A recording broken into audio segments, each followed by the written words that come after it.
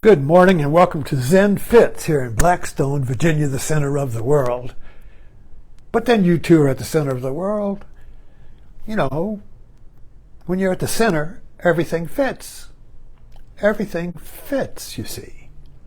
So let's talk about making movies are great Zen koans for me. A Zen koan is a situation, a little drama between a monk and a master where nothing fits. Nothing, you just can't make sense out of it. You can't make anything fit, you know. But if you work with it, stay with it, everything will fit suddenly. Boom! You see. It's like a movie. Now take Jaws. The title of this talk is The Return of Jaws. Do you remember Jaws? I forget, was that in the 70s or 80s? When was that? Most people, if you say Jaws now, most people, I think, know what it means, know what the story is, even if you haven't seen it, you know.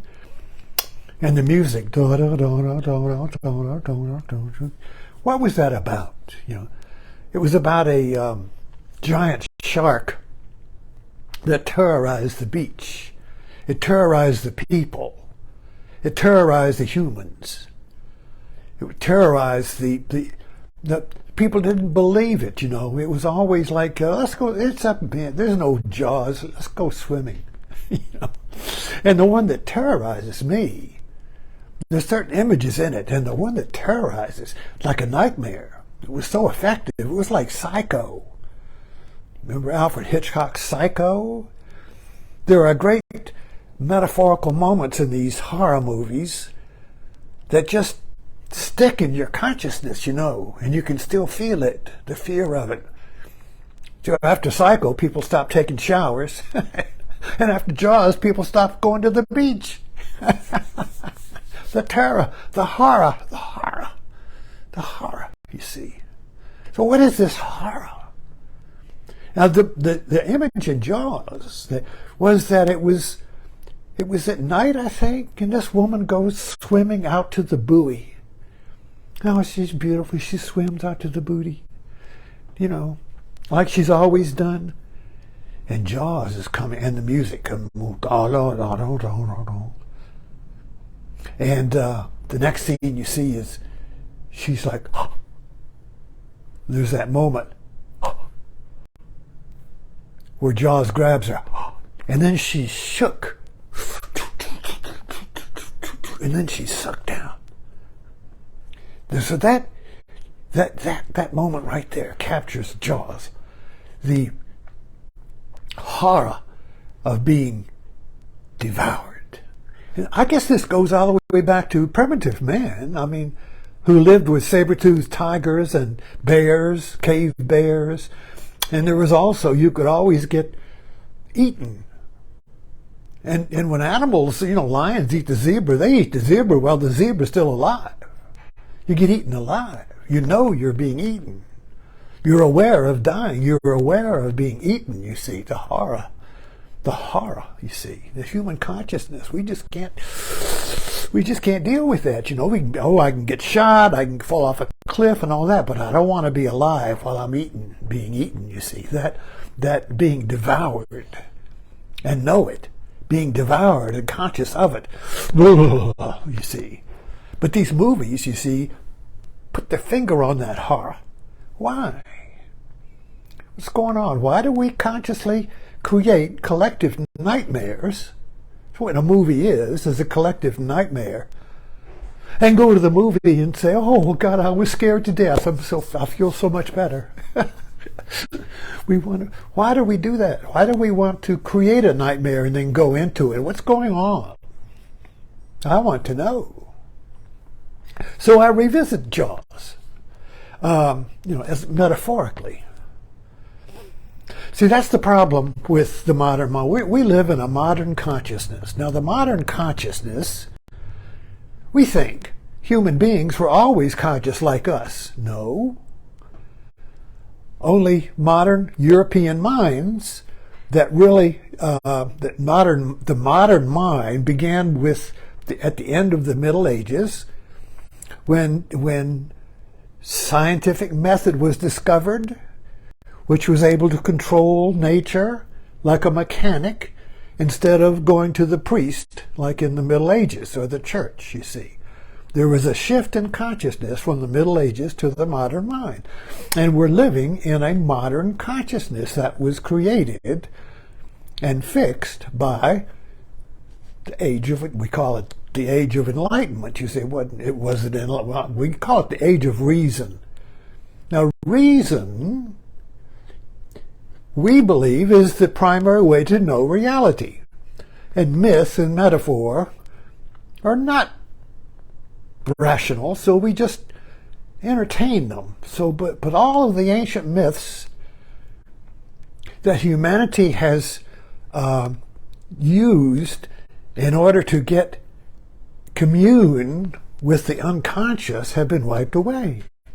So the modern mind has no way of communing with the unknowable forces of his own mind. We're kind of like living in a little island of consciousness, a vast ocean of being, and we've cut off the ways of communing with the vast ocean of being, as if it doesn't. We made it evil. Freud, for instance, did us a great, well, actually, he was in a worldview where consciousness was the goal, and the unconscious had to be made conscious. So if you feel threatened and you have nightmares, well, you go to a therapist and he taps into the unconscious and brings up the contradiction so you can make it conscious and be free from the nightmare. So the way to be free from nightmares, you see, is to make the nightmare, which is the unconscious, conscious. And the eventual belief of science, I mean, science is based on the belief, and so is the modern mind, that you can make everything eventually conscious and safe and known. Everything can be known. Science says, hey, boy, oh, you need more computer power. But if you had enough computer power, which is possible, you can always build a bigger computer, you can know everything. And when you know everything, there's no threat. When you know everything, you're secure. Your island is secure. Your island becomes a continent, and the vast ocean of the unconscious is gone, you see. So we want to expand consciousness. Because there are always new demons coming up. But Jaws is the fear of being devoured. Now, I just had a thought this morning while I was writing on this. What was the Cold War? Well, the Cold War was between communism and capitalism, right? These two forces. But what was really going on? Capitalism, which is basically an economy for conscious individuals, was afraid of communism, which was this vast Asian horde that was going to come over. These were the images. The shadow of communism was going to come over and devour the end of the republic, or devour the courageous individual consciousness, you see, and consume and devour it into the state. And there'd be no more choices. So communism meant no more choices. And no more choices mean no more consciousness. So this was basically a fear of Jaws, and that's why we got all screwed up with the Vietnam War and all that. It was just a civil war, but we were afraid communism was going to come and devour us. So it's a fear. The Cold War is a fear of being devoured.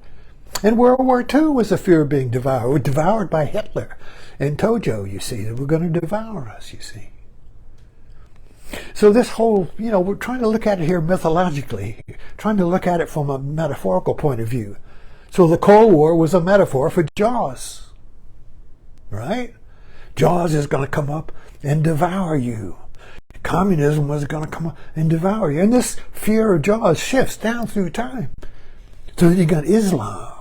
Islam's going to come up and devour you and make us all servants of the state of Islam, you see, where there's no individuals. It's just a horde, you see. The fear of the horde, the fear of being devoured. My little individual light, you see. So we live in these little consciousness, these little islands of light, and we get together in political parties and religions, you see, in little groups, you know, in gangs and tribes and whatever, to protect our little light, you see. So like if you're in a biker gang, what is that? Well, the bikers all have gang together in a gang to protect their little light of freedom. And they protect their little light of freedom by being free from society. So kind of like Vikings can roam around and attack society. And because they can attack society, they're not absorbed by society. So this whole idea of being absorbed, of being devoured, you see, is prevalent everywhere. If you look for it that way, you see, the fear of being devoured is worse than death. Because death is just, bang, you're dead. But being devoured, being absorbed, is being alive while you are dead. This is a current fear. You're in a coffin. You wake up like in Kill Bill. You know, she's in a coffin. And she wakes up. What? Where in the hell? I'm buried alive. Oh my God, I'm buried alive. You see, you know, I've been devoured, and I'm still alive. I'm still aware of it. But I'm. You know, we have dreams like this. Current dream. I haven't had one for a while, but for a while I had all the time. Maybe in a dream where I was awake, but I couldn't make my body work. I was awake, but I couldn't make my eyes open. I struggled. I'm in a car and I couldn't put my foot on the brake. I couldn't make my body work. I was awake in a dead body. And it was it's a real horror. You know, so this Jaws basically is a metaphor that points to this primal fear of being devoured. But what are we being devoured by? Not communism or Islam or the Vikings or Big Brother. You see, that's the whole current political Jaws now.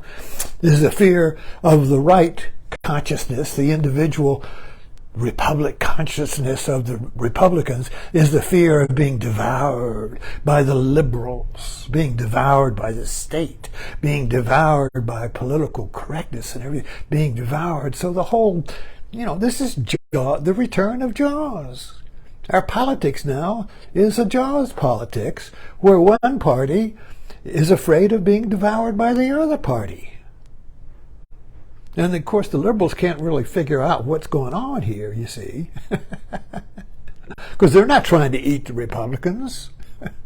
But the Republicans, you see, the Trumpers, you see, are afraid of being devoured by evil liberalism. Jaws. The horror of being eaten alive, of being buried alive, you see. It's a primal fear. Now, why is that a primal? It's a fear of the modern mind. Now, other histories, other societies, other evolutions or cultures didn't have this fear like we do. Here we are the whole world, the globe now is made conscious and known, and we're all interconnected, and we're all on the same we're all on the same internet and all of that. You see, we've made it all conscious in that, but yet the fear of Jaws gets stronger, because the more you make consciousness, the more you make the vast ocean compressed into a little island of consciousness, the greater the fear of the ocean. It's over there. And the ocean is going to want to devour our little island. you see, of consciousness. So the more conscious we try to make reality, the more we compress it into a little island of light lit by language, you see, a little ego. The little king lives on that island. Every island of consciousness has a king called me, you see. And me fears the vast ocean of unknowable being, which is Jaws, you see. We've lost the ability to make friends with the ocean, to make friends with the consciousness, to make friends with our own psyche. Jung, we love Jung because he made friends with the psyche, with the unconscious forces. You see, where Freud made it the enemy. Oh, you don't want to go. You don't want to make the unconscious conscious. Well, Jung was doing that too. But the only thing for me, the only thing that functions and works for me is Zen or Buddhism, because Buddhism or Zen makes the unknowable our friend. The unconscious is unknowable, you see. Consciousness, modern consciousness, thinks, well, I can make it known. I can make everything knowable. I can make it conscious, but when I make it conscious, it's just friendly for me, you see. I'll make everything conscious for me. But that's just a little viewpoint of me. So I'm making everything into a little island of me, you see. So now we're a bunch of little islands of me's clinging together in groups of me's to defend off the ocean of being, Jaws, the unknowable world, you see. So we've really screwed ourselves up here and painted ourselves into a corner of consciousness. And we've lost our connection with the unknowable vastness of being. Because myths and metaphors were humanity's bridge to the unconscious, and we made it a fantasy. Oh, it's nothing. Get rid of the myths. It's just fantasy. But now our only bridge to the unconscious is through our movies. And we go to Jaws and sit and feel the horror, and then we come out, oh, I feel a little bit better now, even though, because we have met Jaws in a safe way. We go to the movies and meet the horror, but in a movie theater, it's okay. I'm not really going to die. Jaws isn't going to really eat me. Jaws is in a movie. I can feel the fear of being eaten, but I'm going to come out of the movie and I'll be okay. So we return to our little boat of consciousness and can't wait to the next movie where we can pretend to meet Jaws, where we can pretend to meet our own unknowable being, where we can play at it. Controlled fear, you see. But the modern world is being attacked by Jaws. What was 9/11? But the fear, the horror, which we all shared on TV, the horror of Jaws. This can't be happening. This can't be happening. This isn't real. And even now, people will discount it. Oh, 9/11 didn't exist. Oh, the Holocaust, the horror. Oh, it didn't really exist. We brush away the horror. We brush away the terror. We brush away Jaws, you see. Oh, Jaws, there's just a rumor. There's no big shark out there. Let's go swimming. Thanks for dropping in. Turn off.